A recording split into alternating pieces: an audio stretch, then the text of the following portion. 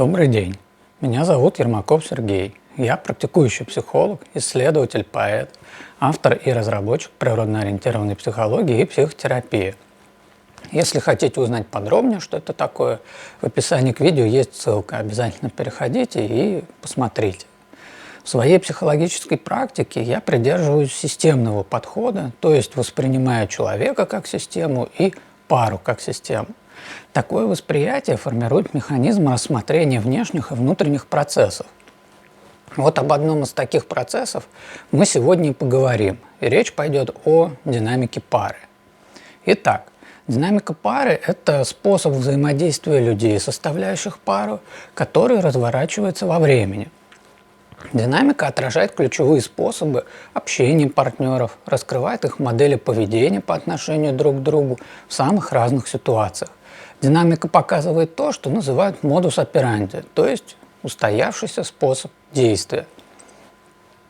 Это означает, что если у пары сложилась определенная динамика, то есть определенный образ действия, то все процессы в паре будут разворачиваться только в рамках этого образа действия. Поэтому важно понимать, первое, какие именно по качеству и наполнению процесса составляют динамику пары и как динамика пары в принципе формируется. И вот если качество и наполнение процессов в паре – это вопрос индивидуальный и зависит он от вклада каждого из партнеров, то формирование динамики пары – это процесс общий для всех, который подчиняется некоторой закономерности. Вот об этом и поговорим сегодня поподробнее. Я расскажу о формировании динамики пары на примере появления новой реки. Вот чтобы появилась новая река, водоносный слой почвы должен в каком-то месте выйти на поверхность. Это эквивалент встречи и знакомства людей, которые создают пару. В момент выхода воды на поверхность она начинает течь в определенном направлении, определенным образом. Здесь начинает формироваться русло реки. Ну а в паре начинает формироваться динамика взаимодействия. Как известно, русло реки может быть только каким-то одним.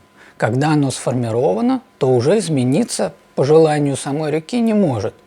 Формирование русла реки зависит от множества факторов. Например, свое влияние оказывает гравитация, рельеф местности, по которой река протекает, климатические условия на поверхности, особенности устройства подземных слоев почвы, да и много чего еще.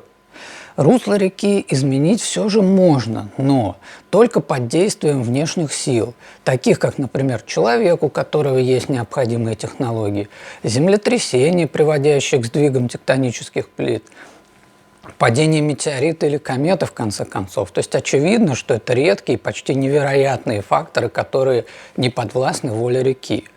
Так и в отношениях. Сформированная уже динамика не может быть фундаментально изменена по желанию самой пары и уж тем более кого-то одного из партнеров.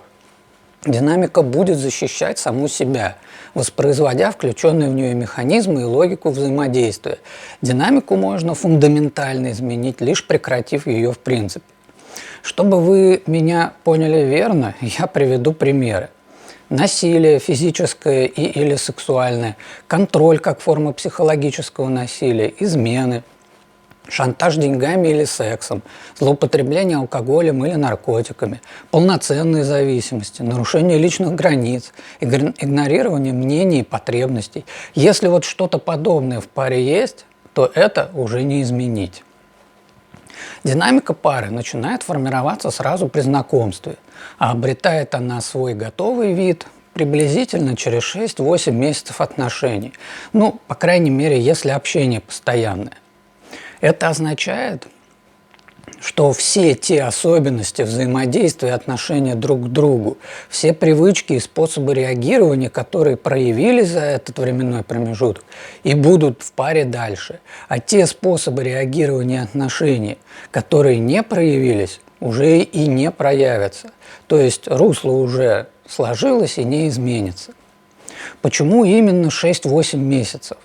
Это достаточный период времени, который статистически включает в себя основные по вероятности события в жизни людей. такие как хорошее, плохое настроение, неудачи, успехи, секс, сезонную болезнь, отпуск, общение с семьей и друзьями, бытовые привычки, в частности, в плане отдыха, питания, режима сна, отношения к ключевым аспектам жизни, ну, например, к политике, религии или образованию. Если люди после знакомства встречаются, например, в среднем 2 раза в неделю, а каждая встреча длится в среднем 3 часа, то получается, что за 6 месяцев будет 52 встречи общим объемом 156 часов. И это не считая формата общения через мессенджеры, которые кратно увеличивают по объему время контакта партнеров и содержательную его часть.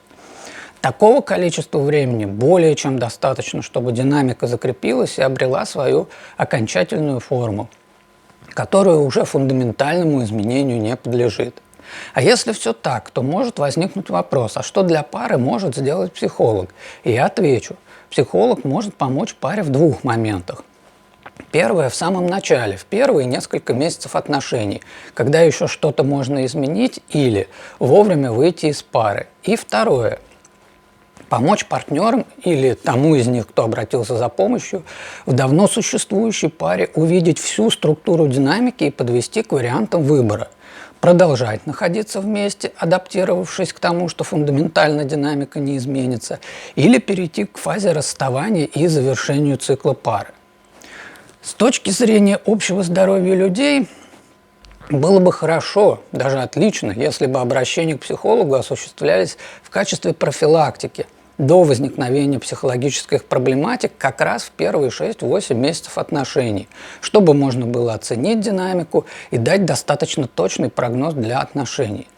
Но, к сожалению, чаще всего обращение к психологу происходит далеко за пределами первых 6-8 месяцев отношений, поэтому специалистам приходится иметь дело с уже последствиями возникших психологических проблематик, когда ущерб нанесен, а время жизни потрачено.